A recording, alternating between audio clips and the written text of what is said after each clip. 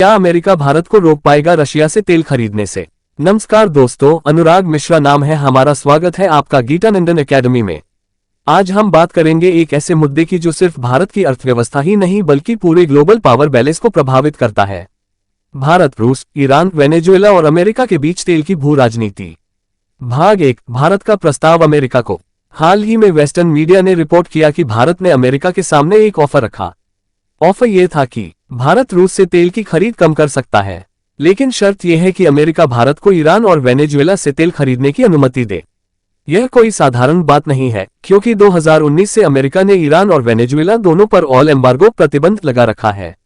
जो भी देश इनसे तेल खरीदता है उस पर अमेरिकी सैंक्शंस लग सकती हैं। भाग 2, क्यों ईरानी तेल भारत के लिए फायदेमंद है? ईरानी तेल क्वालिटी में बेहतर है। भारत के करीब होने के कारण शिपिंग कॉस्ट कम है, समय और पैसा दोनों की बचत। इसके मुकाबले रूस बहुत दूर है, इसलिए वहां से तेल लाने में ज्यादा खर्च और ज्यादा समय लगता है। यानी भारत का तर्क बिल्कुल लॉजिकल है कि अगर अमेरिका वाकई चाहता है कि रूस पर हमारी निर्भरता घटे तो ईरानी और वेनेजुएलन तेल की अनुमति देनी होगी। भाग 3, अमेरिका क्यों चुना? लेकिन अमेरिका इस प्रस्ताव से खुश नहीं है, क्योंकि अमेरिका चाहता है कि भारत सीधे अमेरिकी तेल खरीदे। उनकी सोच है, रूस से सस्ता तेल मत खरीदो, हमसे तेल लो। मगर यहाँ दिक्कत यह है कि अमेरिका के लिए ईरान और वेनेजुएला जियोपॉलिटिकल दुश्मन है।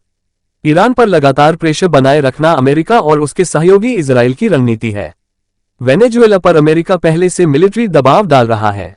अगर भारत इनसे तेल खरीदेगा तो सीधा मैसेज जाएगा कि भारत अमेरिकी रणनीति को चुनौती दे रहा है। भाग 4, डबल स्टैंडर्ड्स का सवाल। भारत का तर्क ये भी है कि हम ही क्यों टारगेट हो रहे हैं, क्योंकि रूस से सबसे ज्यादा कोयला खरीदता है चीन, सबसे ज्यादा एलएनजी लेता है यूरोप, सबसे ज्यादा पाइपलाइन गैस भी यूरोप ही ले रहा है। यहां तक कि रिफाइंड ऑयल प्रोडक्ट्स के सबसे बड़े खरीदार चीन और तुर्की हैं। भारत न तो किसी कैटेगरी में नंबर 1 है, फिर भी अमेरिका ने भारत पर 25% अतिरिक्त टैक्स और दबाव डाल दिया। भाग 5, अमेरिका भारत रिश्तों का टर्निंग पॉइंट।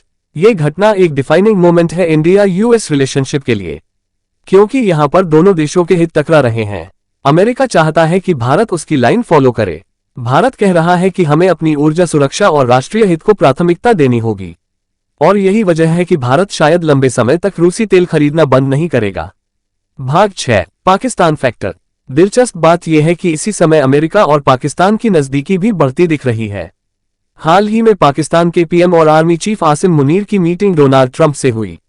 इससे साफ है कि अमेरिका दक्षिण एशिया में भारत पर दबाव बनाने के लिए पाकिस्तान कार्ड फिर से खेल रहा है। निष्कर्ष तो सवाल अब यह है कि क्या अमेरिका भारत को ईरान और वेनेजुएला से तेल खरीदने देगा, या फिर भारत को मजबूर करने की कोशिश करेगा कि वह सिर्फ अमेरिका और खाड़ी देशों से तेल खरीदे। इतिहास में यह समय दर्ज होगा कि भारत ने अमेरिकी दबाव का सामना कैसे किया और अपने राष्ट्रीय हित को कैसे प्राथमिकता दी। दोस्तों, आपके हिसाब से भारत को क्या करना चाहिए? क्या भारत को रूस से सस्ता तेल खरीदना जारी रखना चाहिए, या फिर ईरान और वेनेजुएला का रास्ता अपनाना चाहिए? अपनी राय जरूर बताइएगा कमेंट सेक्शन में, हम आपके जवाब का इंतजार करेंगे।